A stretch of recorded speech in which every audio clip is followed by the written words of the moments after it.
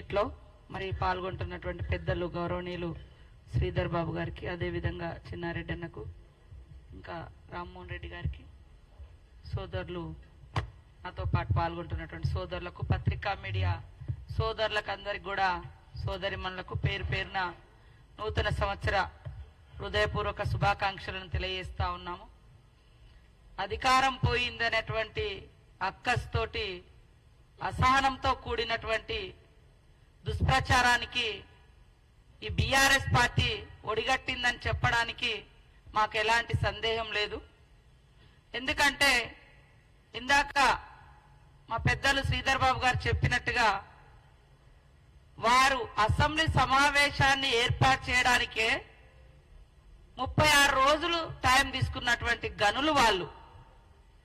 కానీ గడీల పాలన కాదు, గల్లీ బిడ్డల పాలన కావాలని, గల్లీ బిడ్డలకు అందుబాటులో ఉండే పాలన కావాలని కాంగ్రెస్ పార్టీ ప్రజాపాలన ఏర్పాటు చేస్తే తట్టుకోలేక, ప్రజల నుంచి వచ్చేటువంటి స్పందన చూసి ఓర్వలేక ఇలాంటి దుష్ప్రచారాలకు ఒడిగట్టడం కరెక్ట్ కాదు.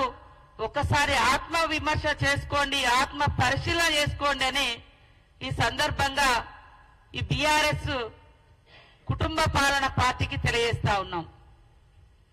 ఈరోజు అధికారంలోకి వచ్చిన వెనువెంటనే ఇచ్చినటువంటి హామీలలో మీరు కేవలం అసెంబ్లీ సమావేశము, ఎమ్మెల్యేల ప్రమాణ స్వీకారాలకే నెలలు టైం తీసుకున్నారు. మీ ఇష్టం అనుకున్నారు.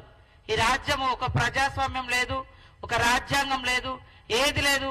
ఈ రాష్ట్రం మా ఎస్టేటు, మేముండే ఇల్లు మా గడీలు, మేము చెప్పినట్టుగా మీరు వినాలి అనేటువంటి దబాయింపు పాలన నుంచి ప్రజల దగ్గరికి పాలన పోయిన తర్వాత ప్రజలందరూ సంతోషంగా ఉన్నారు, కాంగ్రెస్ పార్టీ మీద విశ్వాసంతో ఉన్నారు, నమ్మకంతో ఉన్నారు.